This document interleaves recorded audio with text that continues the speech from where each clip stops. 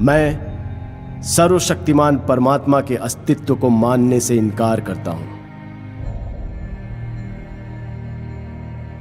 मैं नास्तिक इसलिए नहीं बना कि मैं अभिमानी हूं, पाखंडी या निरर्थक हूं।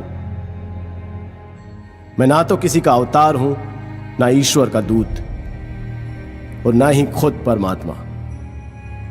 मैं अपना जीवन एक मकसद के लिए न्योछावर करने जा रहा हूं, और इससे बड़ा आश्वासन भला क्या हो सकता है। ईश्वर में विश्वास रखने वाला एक हिंदू पुनर्जन्म में एक राजा बनने की आशा कर सकता है। एक मुसलमान या एक ईसाई को स्वर्ग में भोग विलास पाने की इच्छा हो सकती है। उसे अपने कष्ट और कुर्बानियों के बदले पुरस्कृत होने की कामना हो सकती है। लेकिन मुझे क्या आशा करनी चाहिए? मैं जानता हूं कि जिस पल रस्सी का फंदा मेरे गले में लगेगा और मेरे पैरों के नीचे से तख्ता हटेगा, वो मेरा अंतिम क्षण होगा।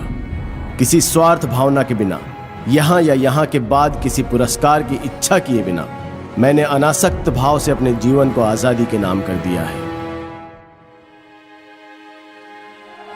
हमारे पूर्वजों को जरूर किसी सर्वशक्तिमान में आस्था रही होगी कि उस विश्वास के सच या उस परमात्मा के अस्तित्व को जो भी चुनौती देता है, उसे काफिर या पाखंडी कहा जाता है।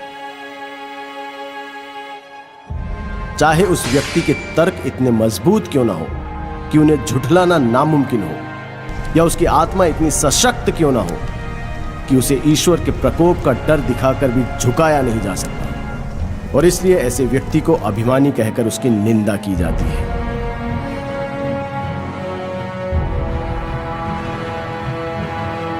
मैं घमंड की वजह से नास्तिक नहीं बना। ईश्वर पर मेरे अविश्वास ने आज सभी परिस्थितियों को मेरे प्रतिकूल बना दिया है, और यह स्थिति और भी ज्यादा बिगड़ सकती है। जरा सा अध्यात्म इस स्थिति को काव्यात्मक मोड़ दे सकता है, लेकिन अपने अंत से मिलने के लिए मैं कोई तर्क नहीं देना चाहता।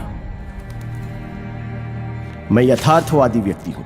अपने व्यवहार पर मैं सिर्फ तर्कशील होकर विजय पाना चाहता हूं। भले ही मैं हमेशा इन कोशिशों में कामयाब नहीं रहा हूं, लेकिन यह मनुष्य का कर्तव्य है कि वो कोशिश करता रहे, क्योंकि सफलता तो संयोग और हालात पर ही निर्भर करती है।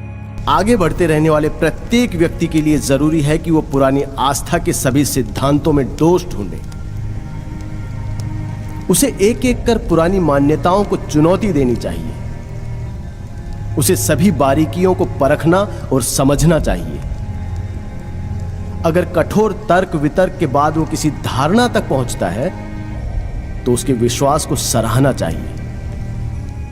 उसके तर्कों को गलत या झूठा भी समझा जा सकता है, पर संभव है कि उसे सही ठहराया जाएगा, क्योंकि तर्क ही जीवन का मार्गदर्शक है।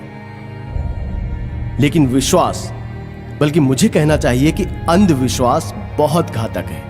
वो एक व्यक्ति की सोच समझ की शक्ति को मिटा देता है और उसे सुधार विरोधी बना देता है। जो भी व्यक्ति खुद को यथार्थवादी कहने का दावा करता है, उसे पुरानी मान्यताओं के सच को चुनौती देनी होगी, और यदि आस्था तर्क के प्रहार को सहन न कर पाए तो वो बिखर जाती है। यहां अंग्रेजों का शासन इसलिए नहीं है क्योंकि ईश्वर ऐसा चाहता है, बल्कि इसलिए है क्योंकि उनके पास ताकत है और हम में उसका विरोध करने का साहस नहीं है। अंग्रेज ईश्वर की मदद से हमें काबू में नहीं रख रहे हैं, बल्कि वो बंदूकों, गोलियों, पुलिस और सेना के सहारे ऐसा कर रहे हैं, और सबसे ज्यादा हमारी बेपरवाही की वजह से।